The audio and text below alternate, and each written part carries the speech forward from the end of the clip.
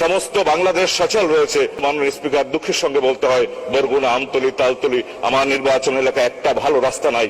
মাননীয় স্পিকার, বরগুনা, আমতলী, তালতলী নির্বাচনী এলাকায় 26টা ইউনিয়ন, 2টা পৌরসভা, প্রায় 5 লাখ ভোটার। মাননীয় স্পিকার, একটা ভালো রাস্তা নাই, কোন রাস্তা দিয়ে আমরা চলতে পারি না।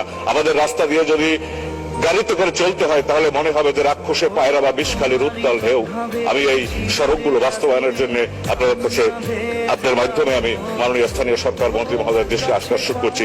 এবং মাননীয় স্পিকার, আমি এখানে বলে রাখছি যে মাননীয় স্পিকার, আমি আপনার মাধ্যমে আমার নির্বাচন এলাকায় মাননীয় স্থানীয় সরকার মন্ত্রী মহোদয়কে সফর করবার আমন্ত্রণ জানাচ্ছি।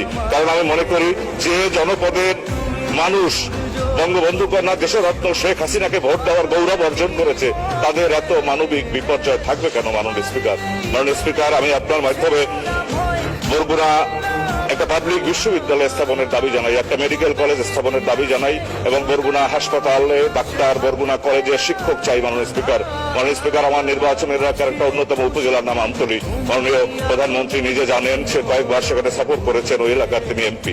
এবং আমরা মনে করি মাননীয় প্রধানমন্ত্রী 2001 সালে বিজয়ী হওয়ার পর, বিপুল ভোটে বিজয়ী হওয়ার পর থেকে আমরা বরগুনার মানুষ মনে করি মাননীয় প্রধানমন্ত্রী এখনো আমাদের এমপি, এবং তিনি যতদিন বেঁচে আছেন ততদিন মাননীয় প্রধানমন্ত্রী আপনি বরগুনার এমপি, আমরা আপনার প্রতিনিধি মাত্র। মাননীয় স্পিকার, আমি আপনার মাধ্যমে আমতলী হাসপাতালে ডাক্তার চাই। আমতলী হাসপাতালে একটা ট্রমা সেন্টার আছে, জানেন যে ওটা বরগুনা, বরিশাল, আমতলী হয়ে কুয়াকাটা পর্যন্ত একটা আঞ্চলিক মহাসড়ক। মাননীয় সদস্য, আপনি 2 মিনিট বলুন। একটা ট্রমা সেন্টার আছে মাননীয় স্পিকার, ওই ট্রমা সেন্টারটা জনবলের অভাবে অচল রয়েছে। আমি সেটা চালু করবার জন্য জনবল দেওয়ার জন্য দাবি জানাচ্ছি। মাননীয় স্পিকার, আমার নির্বাচন এলাকার অন্যতম একটা উপজেলার নাম তালতলী, রাখাইন অধ্যুষিত এই তালতলী উপজেলা একটা অজপাড়াগা ছিল। মাননীয় প্রধানমন্ত্রী দেশরত্ন শেখ হাসিনা এই তালতলীকে তিনি উপজেলায় উন্নীত করেছে। তালতলী উপজেলায় আমি কোর্ট চাই, তালতলী উপজেলায় আমি সাব রেজিস্ট্রি অফিস চাই। মাননীয় স্পিকার, তালতলী উপজেলা আমি একটা স্বাস্থ্য কমপ্লেক্স চাই। সবচেয়ে দুর্ভাগ্যজনক মাননীয় স্পিকার, তালতলী উপজেলা আজকে সাগরের এবং পায়রার নির্দয় ভাঙনে বিলীন হয়ে যাচ্ছে। মাননীয় স্পিকার, আমি আপনার কাছে এই ভাঙনের হাত থেকে তালতলী উপজেলা শেখ হাসিনার উপজেলা, আমি আপনাকে বলে রাখি, মাননীয় প্রধানমন্ত্রী ওখানে এমপি নির্বাচিত হওয়ার পর থেকে তালতলী উপজেলা আওয়ামী লীগের 1 নম্বর সদস্য এখন পর্যন্ত।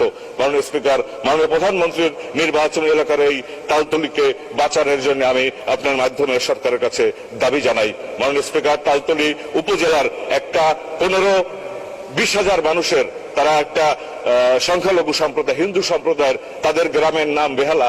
ওই বেহালা গ্রাম চতুর্দিকে নদী, 4টা ব্রিজ পার হয়ে যেতে হয়। 4টা ব্রিজ গত 5 বছর ধরে আজকে ব্যবহারের অনুপযোগী। মাননীয় স্পিকার, সে হিন্দু অধ্যুষিত বেহালা গ্রামের এই ব্রিজগুলো ভালো করার জন্য আমি আপনার মাধ্যমে দাবি জানাই। এবং আমি বলে রাখি, কি মানবতার জীবন সেই বেহালা গ্রামে গত বছর এক অন্তঃসত্ত্বা মা ওই ব্রিজ পার হতে না পেরে রাতে বেলা ওই ব্রিজেই তার সন্তান প্রসব করেছে। মাননীয় স্পিকার, আমি এই মানবিক বিপর্যয়ের হাত থেকে এই বরগুনা, আমতলী, তালতলীকে আমি বাঁচানোর দাবি জানাচ্ছি। মাননীয় স্পিকার, সমস্ত দক্ষিণ পশ্চিমাঞ্চলে এক অপরূপ সাজিয়েছেন মাননীয় প্রধানমন্ত্রী।